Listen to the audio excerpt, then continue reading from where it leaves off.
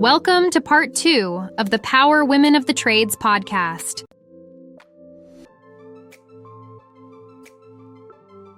At Relentless Digital, we believe in breaking barriers and driving innovation. That's why we are extremely proud to sponsor the Power Women of the Trades podcast, supporting the voices and success of women in the home service industry. Together, we're creating a future where talent shines, regardless of gender, and diversity thrives. Join our journey at relentless-digital.com and always be relentless in your pursuit of excellence. This episode of Power Women of the Trades is also brought to you by Forrest Perry of Forrest Perry Digital Marketing. Want to generate more leads for your service business? Trust his team to deliver quality new customer leads and protect your brand online. Check out perrymarketing.com today. Hello everyone. We want to give a quick shout out to our amazing partner, Rilla, the game changer in the home service industry. Rilla's virtual ride-along software means no more physical ride-alongs. With Rilla, you can coach your team virtually 100 times faster and boost your close sale rates like never before. Don't miss out. Join the movement today and watch your sales soar. Visit rilla.com/PWT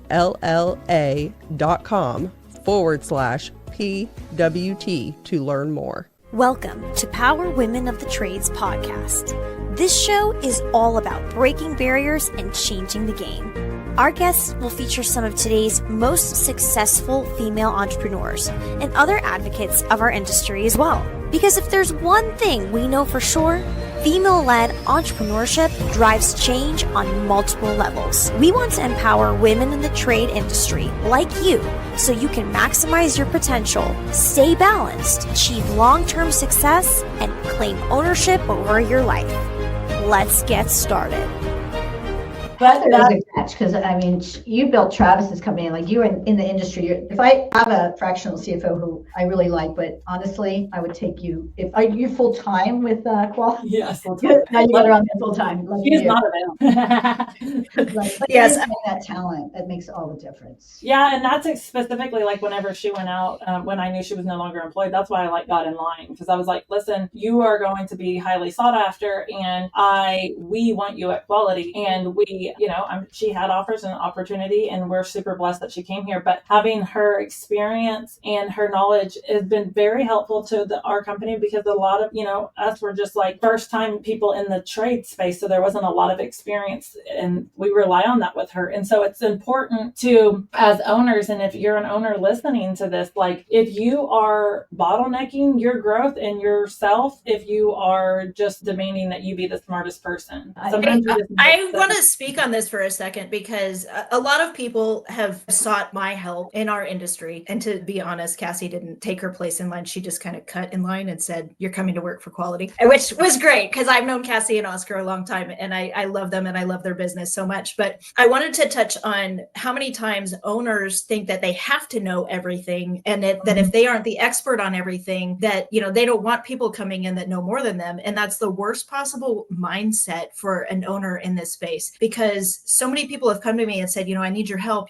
I'm the only guy who can do this, and I'm the only guy that can do this, or I just don't know why my business isn't growing. And it's truly 99% of the time, it's because they won't get out of their own way. And they're the problem, because they're like, well, nobody can install as well as me. Well, why? Why can't anybody install as well as you? What are you not training your guys? Are you afraid they're going to, take that role from you? Because I guarantee you, a good installer does not want to come in and be the president of a company. Right.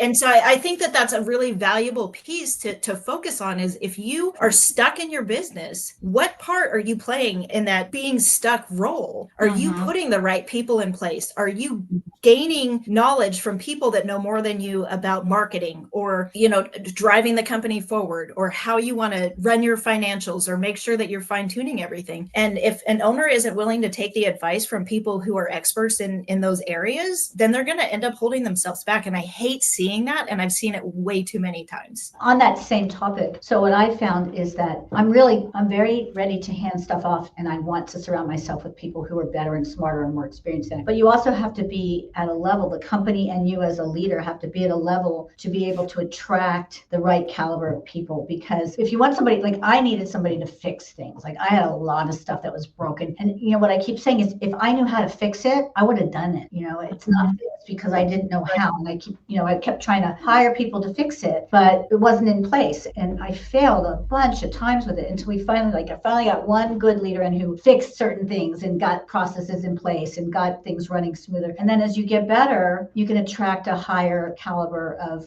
people. And that's part of the move too, is like by moving into this new business, like our office was nice. It was set up really nice. It was clean. It was attractive, but it was tiny and we didn't have another to put anybody in one bathroom, and the meeting room, the training room was the space. But now I've got this beautiful facility and I'm really excited. I've got extra offices and I think that it will really help us attract that next level. That is so true, because and that was one of my sales points to Heather at first when I was like, we're going to have to move. And she's like, it's just going to cost us right now. And this wasn't in the plan. And that's what I hired her to do. Okay. That's what she's supposed to do. But I was like, Heather, we don't even have a break room for these CSRs and this office staff to take a lunch. Like they have to sit in their car or they have to go to leave. And she's like, yeah, you're right. We didn't have a full kitchen at the old shop. We had a kitchenette and we had 2 kitchen cabinets, and it would you would open the kitchen cabinet and stuff would fall out all over you because it was shoved in there, and we just didn't have this space. Yeah. And you're just ducking and dodging it. And to some people, those are minor things, but we're asking people to spend 40 to sometimes 60 hours a week working with us. And they need a place of comfort, a place to know that when they are here, they can have a private meeting. We didn't have offices. I don't truly, one thing that's never probably ever going to change about me is we don't have a lot of closed offices. Oscar and I have an office, and then that I'm never in. And then accounting and HR have an office that the door can shut and lock. But other than that, everyone's in open air because we really collaborate a lot. But when it comes time for a private one-on-one, we didn't have a space. So now we have these pods that they can private one-on-one in. And we have our training room wasn't big enough for the entire company to come into. And now we have a 3,000 square foot training room. I just think it's such a blessing, that whole building. But some people could be like, why do you need that? Why do you need? But your employees want that. Your team wants that comfort, that they want the flexibility. Like I said earlier, we're not completely done moving in. And I have just brought my desk downstairs and my laptop, and I'm sitting at a table. And I'm I'm not moving to my space until everything's done and there's just not clutter and stuff because it doesn't feel done. But it's because we've interviewed probably 50 people in this building. I think way more than that actually. But everyone's oh, this is so cool. The shop I'm working at, we barely have a place to sit down in the morning to fill out my time card. Those things are important to your team. It's a great recruiting tool. That's why we built this tech lounge. I mean, we had the space, and Michael, my general manager partner, I wanted to have a window so you first saw it when you walk in. It's the first room that when somebody comes in to interview, we're going to show them this. That's where we're going to have them fill out their paperwork. It's a tech lounge. I mean, it is going to be really nice. Games and tables and places to sit. And it just shows that we really care about them. And we feel that this move is going to be a great recruiting tool. Giant training room, and each department having their own little conference room. And, it's not all done yet, but little seating areas where they can sit down and work on something and just make it be a comfortable place to work. And I feel very strongly it's going to just up our game in terms. We have a good culture, so recruiting has not been our biggest problem. Knock on wood, we've got it down. But for management level, my next move is I need managers, and that's because I am not a strong manager. It's made it really hard for me to hire strong managers, and that's been my challenge. So we're making progress in that area, but that's probably held me back more than I held myself back. It's just that if you need managers, let me give you some advice here too real quick. Work With Your Handz is a recruiter basically, and they are a Nexstar strategic partner, and Kelly Pressgrove is the owner, but she comes from a trades background, and she will recruit and help you find your service managers or whatever position that you want to fill, but she has the experience in what you are looking for. Oh, that's great. I'll check her out because that's my biggest bottleneck right now. It's not me. It's that I don't have a service manager for my electrical team. And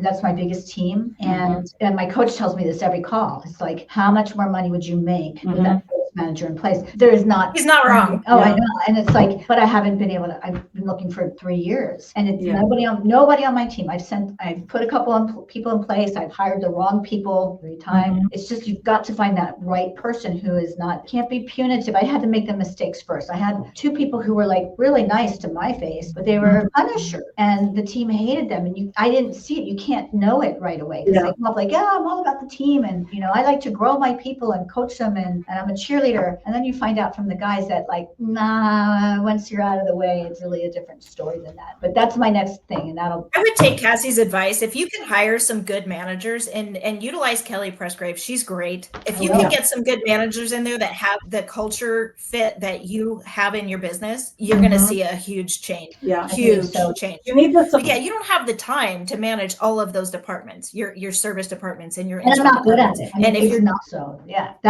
so you saw that. Now, where did you find your managers? Tell me, because everybody talks about growing them from within. I don't have the right. A lot of our managers were grown from within. Call somebody to do that. Well, but I think it's looking outside of that. Like we have a director manager model, which is kind of hard to explain, but our HVAC director started as a CSR and then she was inside sales and then she is over the entire HVAC operation. And then our plumbing direct and electric director, she started as our warehouse manager. Warehouse, and then we found Hannah. There's a whole episode where we interviewed her, but she is now over our plumbing and electric team. And then, our plumbing service manager and our plumbing install manager and HVAC install manager, those positions are, sometimes finding on through other sources as well. We have had some that were promoted from within. It's just like not looking at, I look for a sales-minded person over the specific knowledge of the trade, and then everything else can come. 100% agree with that, because they've got it. It's about driving the team and pulling the team together and keeping everybody on the same track. And finding someone that has the same mission, vision, and values that you do for your business, because the wrong person, like you said, you've hired a manager who is a punisher. That really doesn't work. And in a home service business that is run with a culture that a lot of us are trying to develop or maintain, you can't have somebody who's a punisher. You have to have somebody that's open-minded and who's mature enough to sit in a role and be objective and diplomatic, even when they don't want to be, because that is such a key piece to getting the right correction to an issue that maybe that manager is addressing. If they don't look at the employee they're dealing with holistically, they can't fix the problem. That employee is going to shut down if they automatically get attacked. And if that maturity level in that manager is not there, or that mindset is not right with that manager, you're not going to get the results that you're, wanting from your development. You want them to lift, people respond so much better if you find what they're doing right and then build on that rather than focusing on what they're doing. It's so easy to focus on what's wrong versus what's right. And, I think a lot of us type A people tend to see what we don't have or where we're not yet, rather than look back and go like, oh, look how far I've come. See like, oh, I'm not there. Well, and the one-on-ones are really important too with your team. And without managers in place, there just isn't enough time in the day to do a one-on-one with every single employee. So once you get those managers in place, you're going to be able to nip issues in the bud before they even potentially happen. Because if that manager is having a one-on-one with an employee and you're noticing this employee's attitude is, say, not where you want it to be, and in their one-on-one, the manager finds out, hey, they've got stuff going on at home. It's that opportunity to coach that employee through it so that they're presenting their best self to our customer and, for the image that they're portraying for the brand. Yeah. And that's high priority for us. We've got their offices all ready to go. Here's the service manager office for plumbing. Here's the one for electrical. We've got an office for each of them. And that is my gap. And I will definitely give Work With Your Handz a call. I've seen them at shows, because that is what will propel us to the next level. Yes. You just took a big jump and you can just feel it. The excitement is electric around you. People are so excited about that. And your team wants that structure that they're going to get from that manager. They want that leader. They do. Sometimes it's at first you think that I got a new boss or whatever, but they truly want that. Like as human beings, we want structure and accountability. You want somebody to listen to you. You want somebody to care about you. They can't bring stuff to me. And I'm not, it took me a long time to learn this.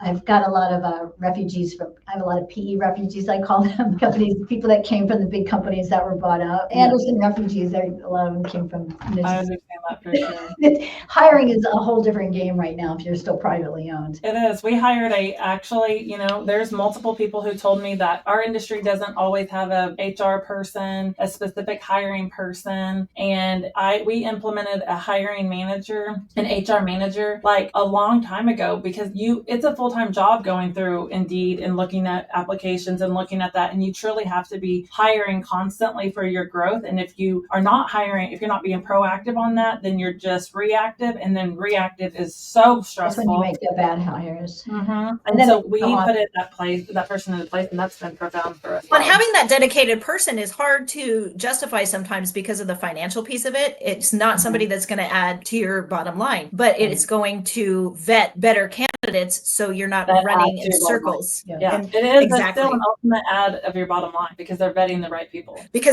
right people. And a lot of owners don't see it that way. They just see it as an add to overhead. It's kind of like somebody in my role as well. I don't generate any revenue, but I generate a hell of a lot of savings. You generate profits is what your role generates. I can manage efficiency. I can manage, or mitigate liability. I just have that background where I can see things that could potentially happen that we can head off before, we hit the pass. And, I think that's important to remember about a hiring manager too. They're not going to generate revenue, but they're going to vet better candidates that are going to generate revenue. Right. 100%. I also think that's really important how you onboard your onboarding process, because ours was a little bit, all the pieces were there. It's like, it's great to have a process. You roll out a process, but then what? Somebody still has to install it and remind it and check in on it and tweak it. And like, you really have to manage the process as actively as you manage anything else. And it's a growth area for us, but the onboarding is a part of that. Like if you're, how many times have you talked to somebody like, oh, you match our 401k? And we're like, what? Yeah. How do you know that? Like I spent God knows how much money, like rolling out training programs and process. Like how could you? So that is so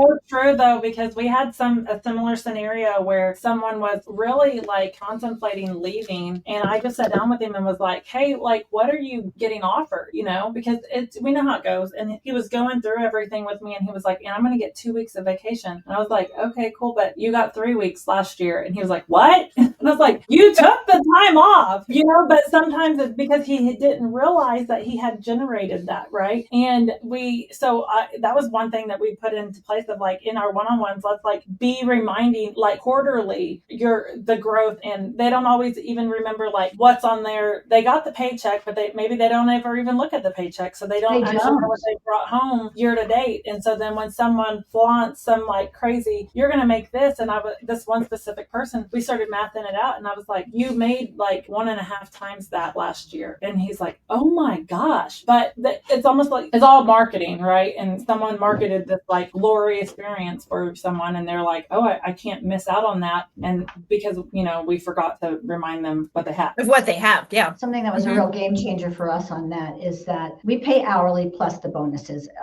Electricians will not work on commission. Plumbers, like commission, electricians, they would all march out the door. But you could be paying them thousands of dollars a month in bonuses. And if their base pay is $25 an hour and you ask them how much do they make, they're going to say $25. Yeah. So it's a variation on things that are out there, but we made a progressive pay plan where their hourly wage increases as their performance increases. So they have a grid that they can see that says, if your adjusted revenue, because we take out the materials and take off some overhead, but if your adjusted revenue is $100,000, your hourly wage is $65 an hour. And then we calculate it back to the first day. And Heather, as an accounting person, we changed our pay periods to the 15th and the 1st so that we had really clean pay periods. So at the end of the month, if they were that $75 an hour range, that we back calculated it and it got paid into their bonus, and they could look at their wife and go, look, if I sell another $5,000 this month, I'm going to go up to $80 an hour, because we wanted to shift their mindset into seeing an hourly rate, because they don't understand it. And even if you sit down with their paycheck and go, look, you made a $2,000 bonus, and that if you do the math on that turns into $52 an hour. They still don't see it that way. They only see the base wage. So that was a big game changer for us. Yeah, you're not wrong. And it's constantly reminding them of what all is included in their total benefit package. The spiffs, the commissions, the hourly wage, the vacation time, the retirement, the health and welfare benefits. There's so many things that we offer at Quality, and I know a lot of other companies offer, that I think employees tend to forget. You're not wrong there. They take it for granted sometimes. I mean, we pay spiffs for all kinds of stuff, yard signs and reviews, and we don't put it on their paycheck either. We have a debit card, a refillable actionable debit card, and we give it to them right away. So they love that. That's like extra money for them. Like, oh, look, I got a yard sign called text card, and they see it that day, and you can see what they spend it on, and they love it because, like, for some of them, it's money that they're not having to show their spouse, or it's just extra money that's going into their hand. They get taxed on it. I mean, it gets into their paycheck, but instant money, and they love that. But they don't think of that as part of their compensation unless you really point it out. You just reminded me that to make sure that that is included in what we remind them about every month. That's awesome. What do they call it? The chief reminder, chief nagging officer, chief reminding officer? Chief reminding officer. Is that Kelly Shipman? Maybe. Quality. Chief reminder officer. I'm going to tell her that. CRO. The reminder of everybody, the reminder of everything. Yeah. Her and Mandy. Yeah, for sure. Well, Jamie, it's really nice to talk to you and learn more about your business and what you're doing over there. And you've got some really cool things happening. I literally just took a note about that PEX card because we're going to be searching that up. But it's always a pleasure to learn and hear from others. And thank you for taking the time to be on the show. Well, thank you for having me. There's always so much to talk about. I'd love to catch up with you either at Pantheon or at Super Meeting if either of you are going to be there. Yes, we need to figure out, I know they're marketing pretty heavy for Pantheon right now. And is that in September? Yeah, so it's September. Everything's in September. To me right now, I'm just trying to live through June. So it's like, what do you mean? I'm not even trying to plan for September like travel. A while back, because I never miss Pantheon, and I don't. Where is Pantheon this year? This year it's in LA, in Orange County, and Disney, California. Yeah, I'm sure we'll be at Pantheon. We'll always be at Super Meeting. I'm excited to go to Colorado. And me too. After last year. So you guys are next door too. That's awesome. Yeah, last year we were in Orlando. The hurricane. So I was so sad. I've been with Service Titan since 2012. I was like one of their first 10 clients, and so really long time. I've been to every Pantheon. The first one was at Vahe's house. Oh wow! I was at that one. So I was set up to go to Pantheon right from Super Meeting. And then the hurricane came, and my partner, who's a weather bug, he called me. He was in a panic. He's like, "Get out of Florida. You've got to get out of Florida." I'm like, "Wait, I have this next meeting." He's like, "It's coming your way. You don't know it could hit, but if it comes that direction, you're stuck, and there's nothing you do." So I want you out of. And so first time I ever missed a Pantheon. I was super bad. I missed Pantheon because I had a granddaughter born. Well, congratulations. Two of them. Two granddaughters. Well, my first granddaughter was born August 6th, which was my birthday. And then my second granddaughter was born October 4th, but she was due in the time frame of that Pantheon. And I was like, should I stay or should I go? And then I thought, like, the second that I would have gone to Pantheon, she would have been born. And then she wasn't born at Pantheon, but I know she would have been if I wasn't there. Of course, absolutely. So I had to stay. But this year, and knock on, no one's pregnant, knock on, well. You have any babies on the way, right? We got a lot of quality babies still coming, but my children don't have any, so that's great. Yeah, Quality's having a baby boom the last 2 years. The last 2 years. Oh my gosh, I didn't think about it. So that's in October, right? Mm-hmm. So the only thing, I have a daughter who is in the Navy, and she's in flight school. And the only thing that would change that is if she gets her wings, which we don't know will be sometime in October. So I hope she wings before after. That's exciting. That's super exciting. Awesome. Well, hopefully we'll catch up with you this fall sometime. Yeah, I look forward to it. I will look for you there and see you on the Facebook groups and different chats. Thanks for having me. I really appreciate it. I learned more from you. I don't know if you learned anything from me, but I certainly learned a bunch from you guys. Oh, for sure. It's always a great conversation to have with anybody doing the same thing. Thank you so much. Appreciate it. All right. Thanks. Nice to see you guys. Bye. This has been Power Women of the Trades. Like what you hear so far? Leave us a review at Apple and make sure to listen to our other episodes wherever you enjoy listening to your podcasts. Thanks for listening, and we'll catch you on the next one.